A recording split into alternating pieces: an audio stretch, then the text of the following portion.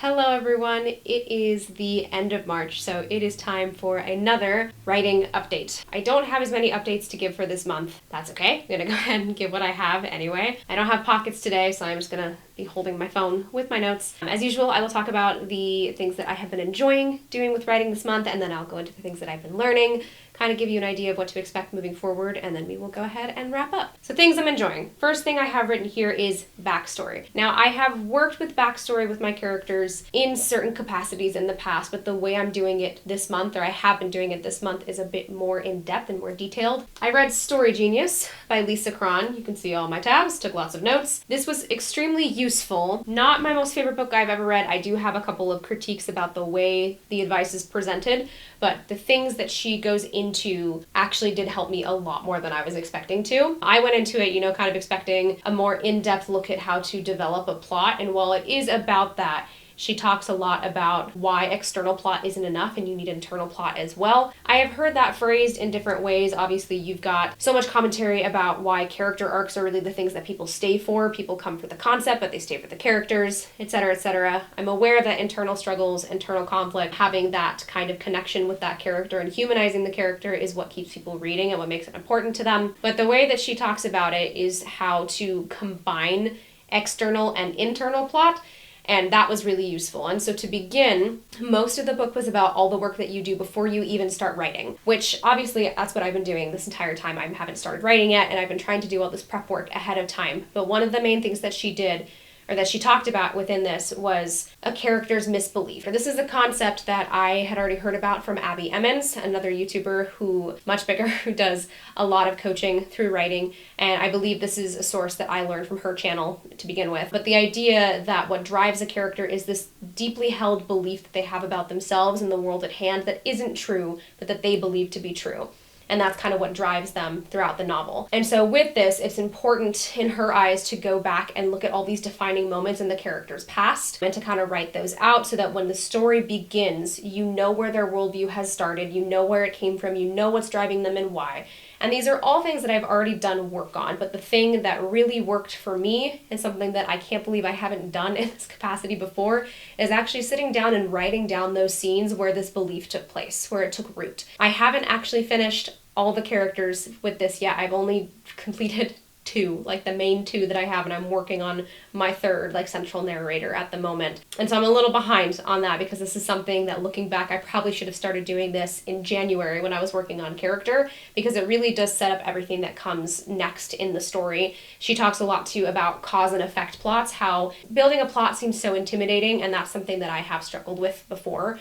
But when you look at it as your character is consistently driving the story forward with their choices, and what happens next is the consequences of their actions, obviously something that seems so obvious, but when you're trying to create, an epic fantasy, kind of like I'm trying to do, that can kind of get lost. And the examples she was using were a lot more contemporary. They were a bit more just real life stories and scenarios. And so the genre that I'm writing in is a little bit different, and there's more of a drive to pay attention to that external plot, but being able to kind of put it into those terms of looking first at my characters and what they're going to be doing and why they're going to be doing it was extremely useful. So I actually really enjoyed writing down those backstory scenes. I didn't think I was going to. I was a little intimidated and overwhelmed by it because it just took so much time. It would take me about an hour per scene to do, and it's 4 scenes per character that you're supposed to write leading up to it, which is why it's taken me so long and why I'm a little bit behind. But I ended up really appreciating what I got out of that because it made me feel that much more connected to my characters, made me feel like I kind of understand, not even kind of, I really understand better where they're beginning the story and why they believe what they believe and why they are doing the things that they're doing.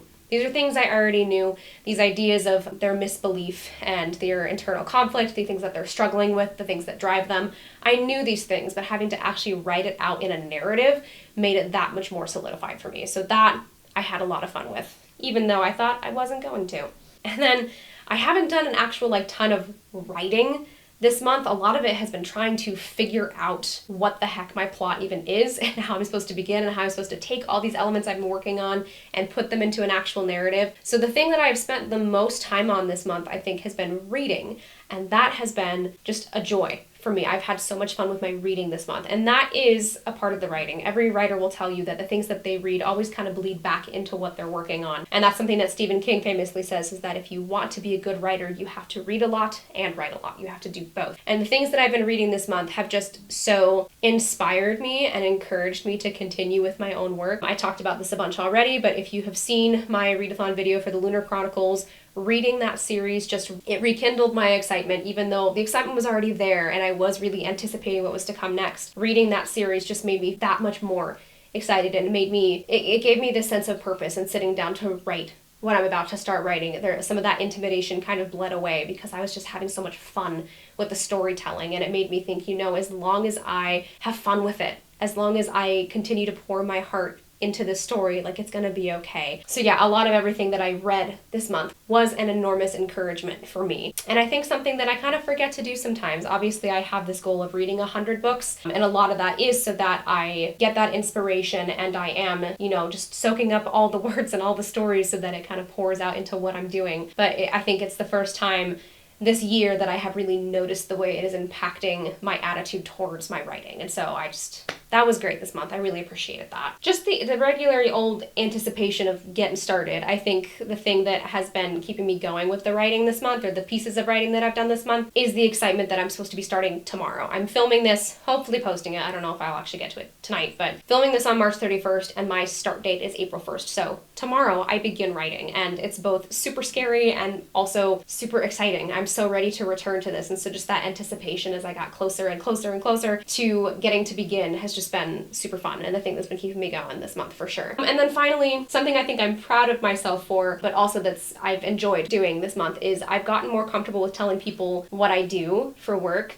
So usually when people ask me, oh, what do you do? Or what are you currently up to right now? My gut reaction every single time has been to say, oh, I'm not much. I'm not doing much. Because I'm not technically employed. I do nanny twice a week, but it's for a family friend. I wouldn't put that as like an employer on any official form. It's something that I do, and it is like my partial career at this moment. So typically my answer is, I don't really do much. I nanny a couple days a week, but otherwise not really. My wonderful husband consistently has to say, like, you can't say it like that. You need to be confident. Tell them you're a writer. Tell them you're working on a novel. It's what you're doing. You dedicate hours a week to it, and it's true. But because, and I think I've talked about this in a previous video, if there's nothing to show for it, I feel like it's not real.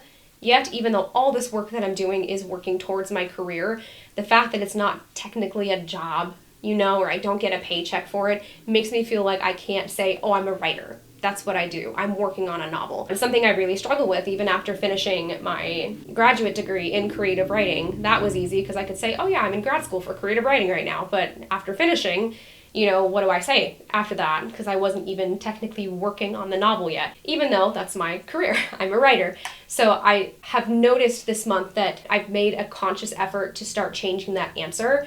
And so when people ask, oh, what do you do? I make myself say, I'm writing a novel. I'm a writer. I'm working on a book. And it's led to so many lovely conversations with people who are so excited that I'm doing that and are so encouraging and are like, I can't wait to read it, and best of luck. That's got to be so hard. I can never do that. Other writers out there, people ask you what you do and you don't want to give them that answer, just do it. It's okay. Maybe some people will be weird about it, but most people, at least in the small experience I've had with this so far, have been really lovely and encouraging and think it's really neat that I'm doing this. So yeah, I'm a writer. I'm working on a book.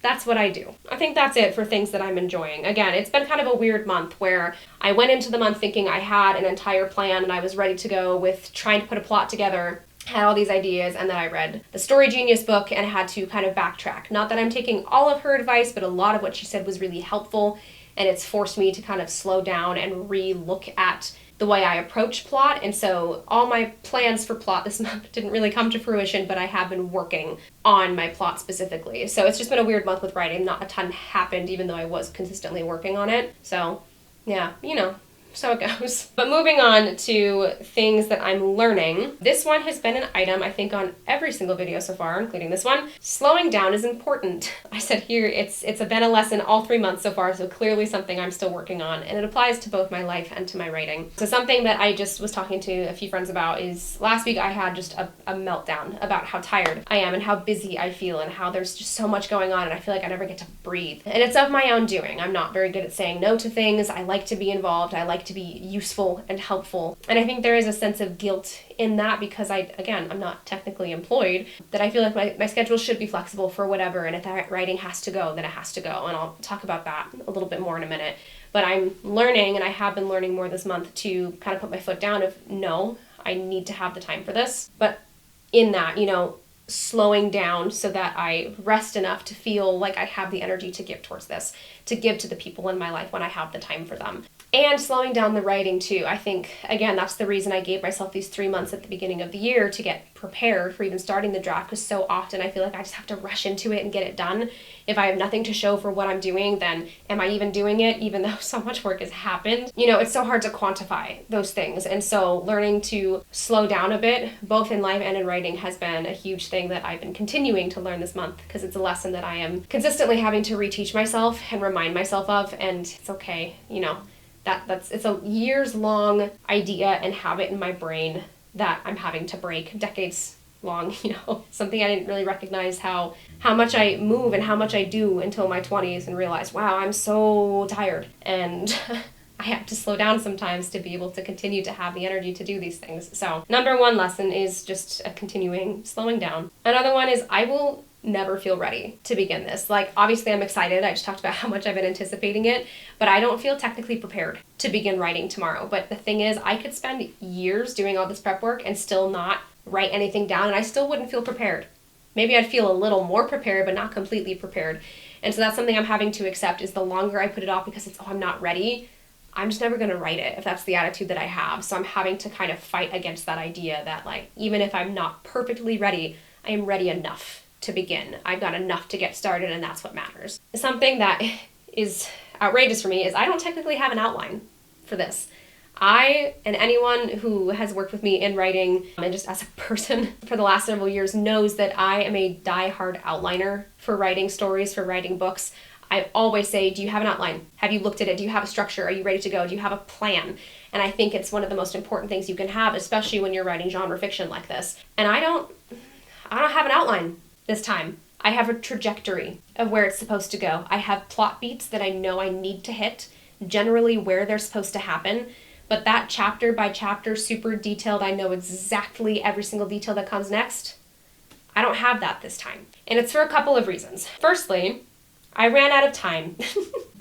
Like I said, I ran out of time. I had to backtrack and kind of rethink about how I'm supposed to approach plot. And it made me re-examine a lot of the tools that I was already using that weren't really working for me. And that was really difficult. And it made, again, I had to slow down, make myself go back and work on those backstories and work on these other detail things that I had ignored in the past. So I don't have an outline because a month wasn't enough, apparently. Or it should have been, but having to switch gears like that made it so that I didn't have as much time as I thought I had. But also, that's something that the author talks about in Story Genius. And again, I don't necessarily agree with all the advice that's given there, but she talks about how if you go forward with an entire outline, like all ready to go at the beginning, a lot of the times you will feel kind of pigeonholed into what you've written down is supposed to happen, and you don't give your story the space to breathe and develop as you're writing it. And that is something that happens very often. I will do the chapter by chapter outline, but a lot of those things change as I'm writing. When I did my dissertation, I reorganized the 14 chapters that I wrote over and over and over again. Or I'd start with 10, and then I'd realize there was another plot beat that I needed in there, so I'd add another chapter, and I'd have to rearrange these ones down here to make it fit. So even when I do all that work ahead of time, I have to change it anyway. So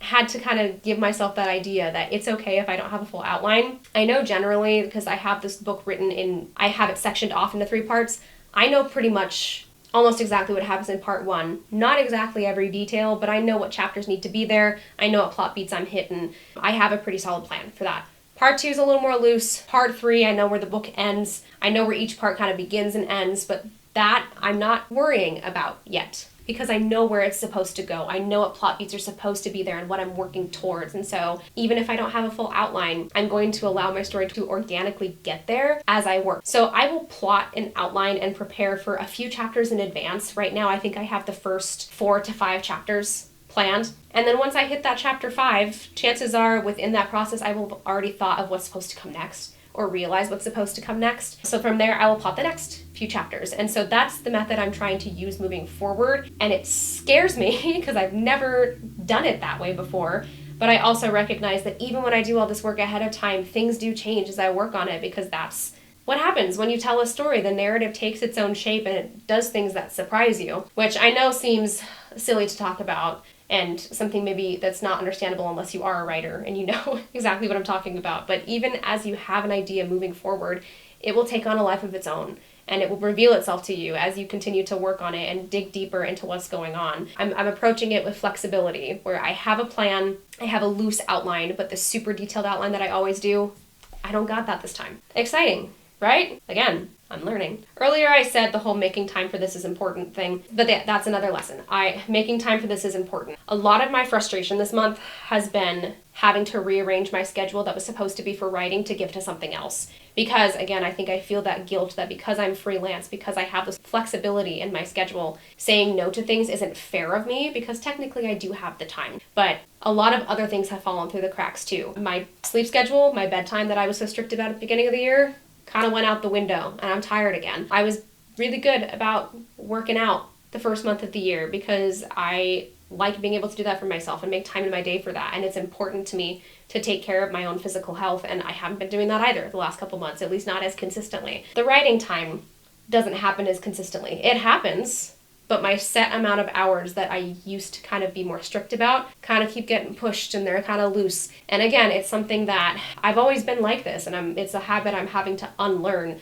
And it's very difficult to catch myself in that. You know, when you're trying to break a habit, it feels like one step forward, two steps back. That's the saying, right? So again, I've caught myself in that. And so moving forward, I am really making an effort this next month to say no to everything that's not necessary, even if I feel bad about it. I've already had to do that for a couple things and I felt awful. I did not want to say no, but it was at the time that I'm supposed to be writing, or the time that I'm supposed to be working out, or the time I'm supposed to be going to bed. So I'm having to kind of retake my time back, not permanently, but enough where those are some established habits and established priorities that if I have to rearrange the other things outside of it to make it work, okay, but this has to be important because I notice that when I do that, even though I don't feel as bad like socially and within my relationships in my life, the creative part of me suffers. I get more frustrated. I get a little bit more greedy with my time writing. I don't handle interruptions as well because I feel like this is all I have. Stop getting near it. It's mine.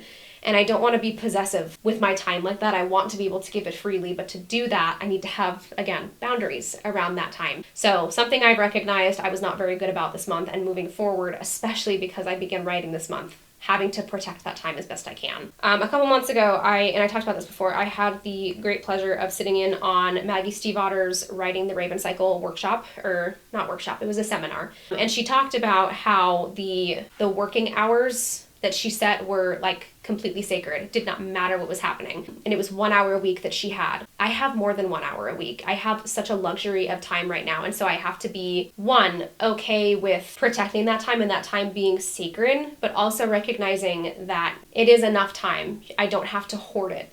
In that sense, it should be enough time. So many authors that have come before me talk about how they work full-time, they work several part-time jobs, they have a busy life, but they have that, 20 minutes a week, that 1 hour a week, and the book gets done somewhere in there. That's something else that several other authors talk about, is so much of the writing doesn't actually happen on the page. That 1 or 2 or however many writing hours you give to it a week is just where you're putting things down on paper, but so much of the writing happens up here. It happens in your reading, it happens in your thinking, and your daydreaming, and your sleep, and your conversations. So much of the work happens in your brain before you ever put anything down. And so having to recognize that, yeah, I don't have much to show for it right now, but I've done so much work already, and those hours that I have are sacred because it's putting it down on paper. It's this one big lesson of time management, but recognizing the value of the time I have and treating it with the respect that it deserves. And by respect, I mean having those boundaries around it, making sure it's sacred, but allowing other things to be flexible around it. Like, I don't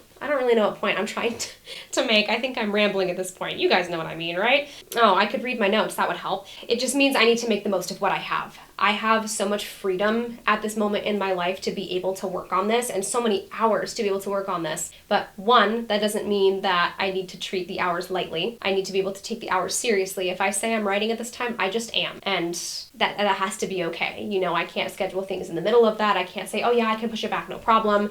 I need to be able to say strictly, no, I'm sorry, I'm not free at that time, but I'm free at these other times, like a normal schedule. But also recognizing that so many authors have done more with less. And so using those hours that I have, I need to really be actually using them, not dilly-dallying or be able to actually sit and be productive and work on it because it's important. So yeah, it's this give and take, right? Because I just said slowing down is important, but also making the most of that little time that I have is very important too. So it's a balancing act that I'm trying to learn, but also recognizing the importance of, one, acknowledging the fact that so much of it has already happened in my own brain, but also that now I have the responsibility to use those hours well. I think that's what I'm trying to say. Anyway, I don't know. I'm not very articulate today. Again, it's been a long weekend and I'm tired because I haven't said no to enough things, but it's cool. I think that's everything. Basically, yeah, this next month is going to look a little different in that I am getting back to taking this seriously again. Not that I haven't been taking it seriously this month, but I've been a lot more flexible with it, and I think I've reached a point where I'm starting to get, again, greedy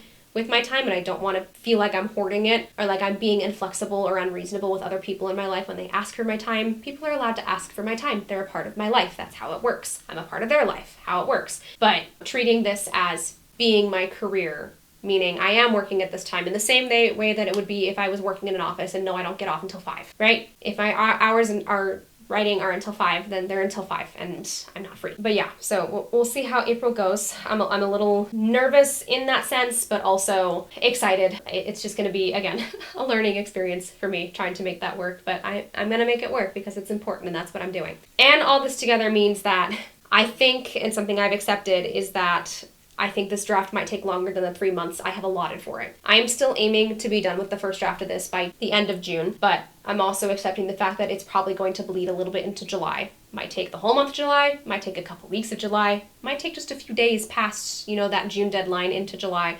I don't know, but I have a feeling that in that slowing down and being able to be a bit more flexible about how I approach the plot of this, while also working as hard as I can in the hours that I have given towards it, I think it might take longer than that 3 months because it's kind of a big story that I'm trying to tell. And yeah, I got to give it the space to do what it's got to do. I'm telling you here now that the goal is still the end of June, but I am expecting it to take a little bit longer, and we'll just see what happens. I also don't know what writing updates will look like from here. I think I'll continue to do a whole monthly update at the end of each month. So at the end of April, I will tell you how month 1 of writing the draft went, talk about the things I've learned, the things I'm enjoying, etc.